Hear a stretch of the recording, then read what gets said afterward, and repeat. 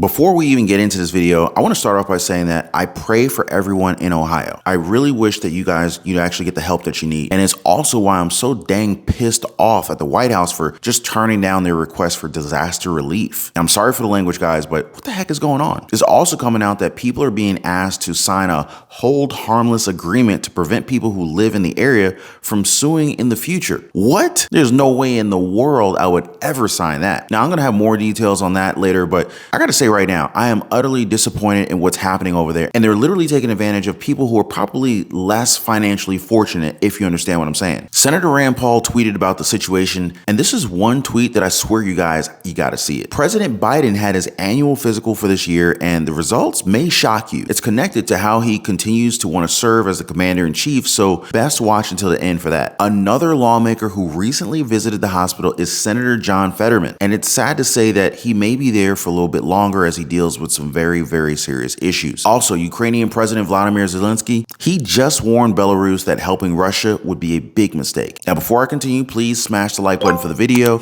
Totally helps out a lot with the suppression that a lot of my videos have been going through lately. And if you're in need of your daily dose of the truth when it comes to Social Security, SSI, SSDI, the state of our economy, global happenings, the housing market, the stock market, and everything that's going on in Washington, D.C. that affects our lives, our families, and our bank accounts, go ahead and subscribe to the channel. And if you own a home, make sure your home is protected. Get your free home warranty quote. There's a link in the description down below, guys. Senator John Fetterman was recently rushed into the hospital after feeling some ill effects at a retreat with his peers. And unfortunately, he's now back and checking in due to a very serious depression. News this afternoon from Senator John Fetterman's office.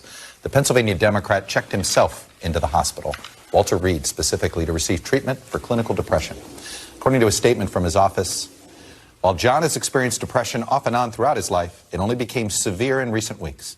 After examining John, the doctors at Walter Reed, where he is being treated, told us that John is getting the care he needs and will soon be back to himself. All of this comes a week after Fetterman was hospitalized after feeling lightheaded while in a Senate retreat last week. And of course, that all took place 8 months after he suffered a stroke, just days before he won the Democratic primary in 2022.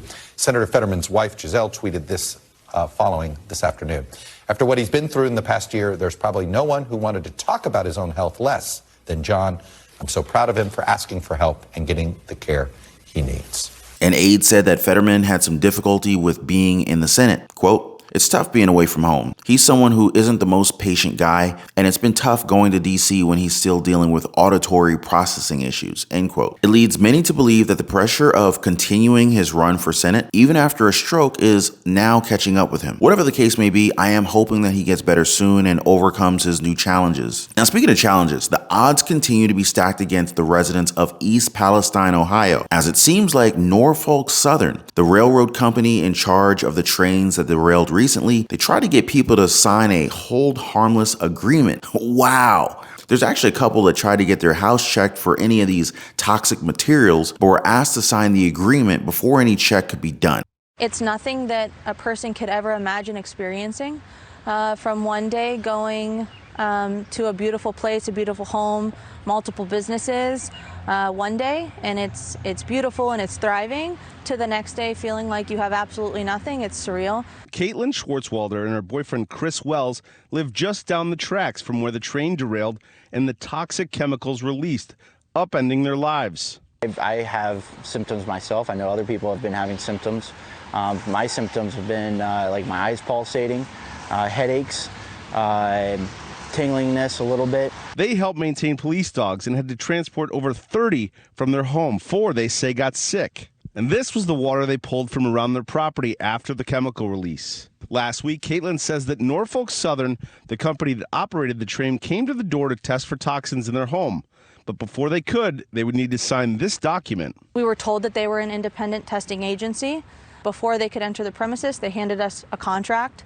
The contract was essentially, to be able to get onto the property, but also at the bottom was a hold harmless agreement. It states that upon signature, the landowner agrees to hold harmless the company for any and all legal claims, personal injury, or property damage. Thankfully, she did not sign it. But think about that just for a second. In order to get your home checked, they want you to first sign an agreement that will basically remove them from any and all accountability. This is like the worst environmental accident in our country's century, and they don't want to be held liable. That's a load of bull. And you know that these people didn't even point that part out in the paper. You just had to read it and see that there was a clause there. And basically, you just try to tuck this major piece in there. How do you guys feel about that? I'd love to tell you how I feel, but I think if I did, I'd probably get even more suppressed. But what makes this entire situation feel like a fever nightmare is the fact that the White House turned down Ohio Governor Mike DeWine's request for disaster relief. Seriously, Biden? You want to hear their reasoning? According to the White House, quote, the Biden administration is mobilizing a robust multi-agency effort to support the people of East Palestine, Ohio. Since February 3rd, the Environmental Protection Agency has had personnel on the ground. FEMA is coordinating with the Emergency Operations Center, working closely with the Ohio Emergency Management Agency. But what Palestine needs is much more expansive than what FEMA can provide. FEMA is on the front lines when there is a hurricane or tornado. This situation is different. End quote. So after this reasoning, Senator Rand Paul took to Twitter to tweet this out. I'm not even going to explain that one because I already know that this community is filled with the sharpest minds online. Now, on the topic of sharp minds, White House physician Kevin O'Connor said this after President Biden's annual physical exam. Quote, the president remains fit for duty and fully executes all of his responsibilities without any exemptions or accommodations. End quote. So yeah, the president at his age is still able to function as he needs to without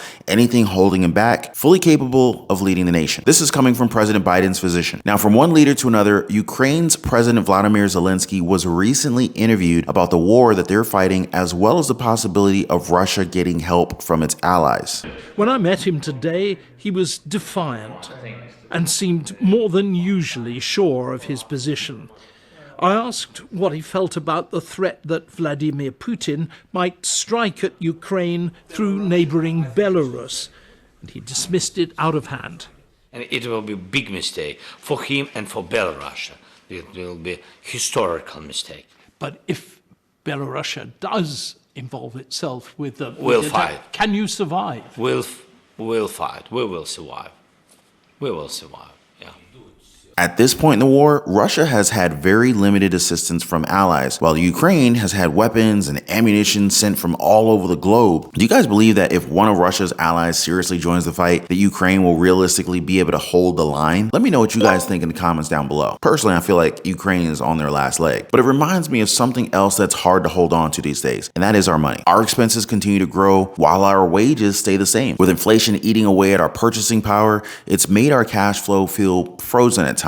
But this shouldn't be the case, as there are money-making opportunities all around us, and the problem is finding the right one. Some may excel with creating side hustles or small businesses. This opens up to the possibility of generating multiple streams of income. Now, there are others who may have a knack for investing and can get into the stock market or maybe real estate. And there are those of us who just need some guidance when it comes to their budget. Now, if you're looking for change in your life, and if there's any interest in any way, feel free to join us over in the Patreon community. There is a link in the description down below.